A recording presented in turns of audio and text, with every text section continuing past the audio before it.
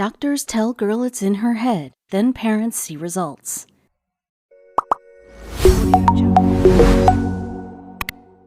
Haley clutched her side again. What was that, the 100th time today? She thought. The pain was severe, but what hurt the most was that nobody would believe her. She had been told by more than one person that the pain she felt was merely in her head. But after the pain continued, finally one doctor asked her to come in for treatment. Her father wasn't pleased, to say the least. Haley loved swimming ever since she started at the young age of 18 months old, now 16 years old.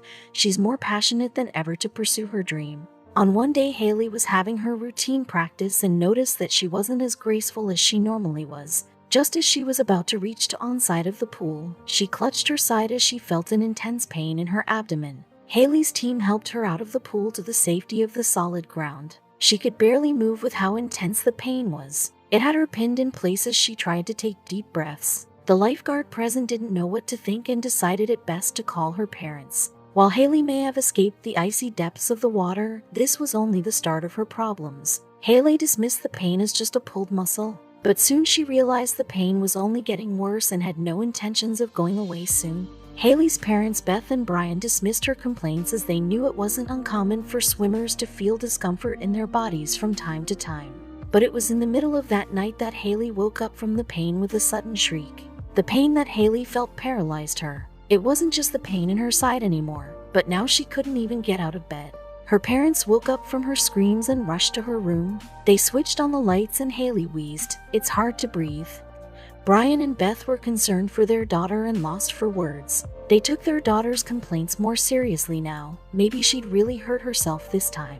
As they looked at the terrified expression Haley was making, she could barely do anything except lie down in pain. In the morning that followed, Haley needed help getting dressed and they took her to hospital. They would never forget what the doctors would tell them once they looked at Haley. Beth and Brian silently sat in the waiting room while the doctor ran tests. Oddly enough, they didn't ask much about Haley and her symptoms. They seemed to already think they knew what was going on.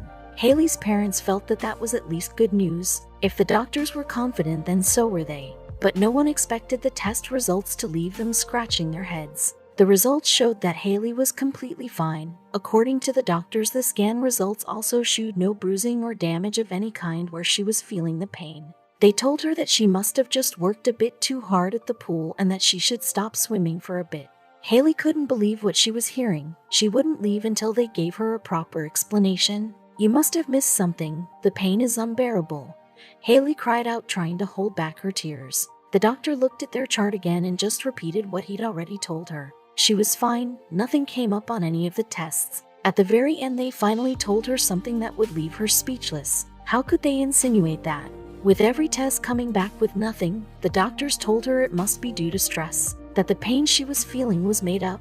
Haley picked herself off the chair and ran out of the doctor's office. She was crying. No one believed her. Would she just have to endure this pain forever and forget about her dreams of becoming an Olympic swimmer? She needed help from someone. Haley's dad found his daughter sobbing in the hospital car park. Although she was a teenager with typical teenage problems, there was no reason to think the physical pain she was suffering was psychosomatic. Did they think she was doing this for attention? Brian promised his daughter he would get to the bottom of what was going on, but in reality, he didn't know where to turn.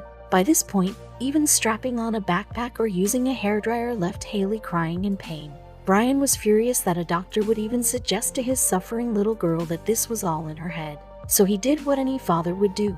He got to work looking for the best doctors in the country to get Haley well again. And right from the outset, he faced nothing but obstacles. Brian was recommended a top doctor by a friend from work and took Haley directly to see him.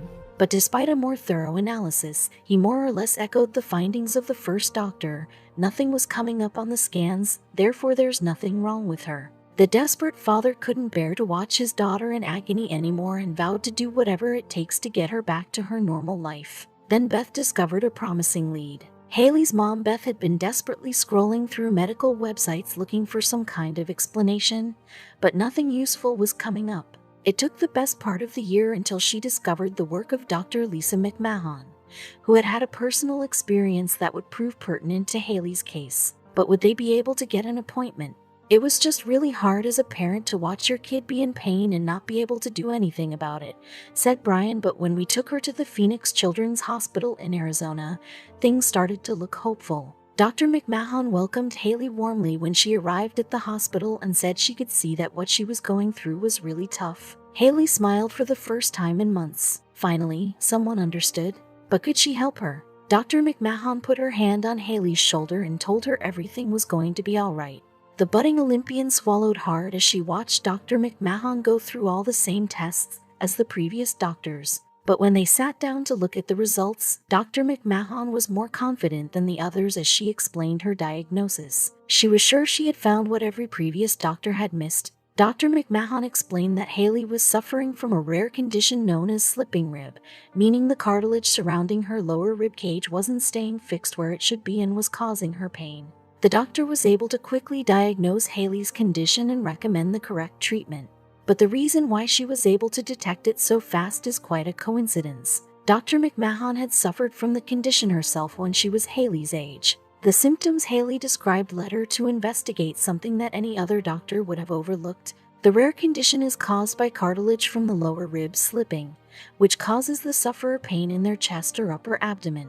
It usually occurs in middle-aged people. But diagnosis was one thing, successful treatment would be another altogether, and Haley's dad was dreading it.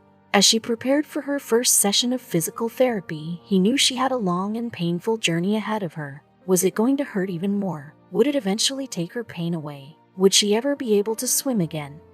Fortunately for the youngster, the treatment went a long way to rectifying the problem, and she can now live without every movement causing her to wince in pain. She was even given a designer swimsuit from her idol Missy Franklin, who was touched by her story of recovery.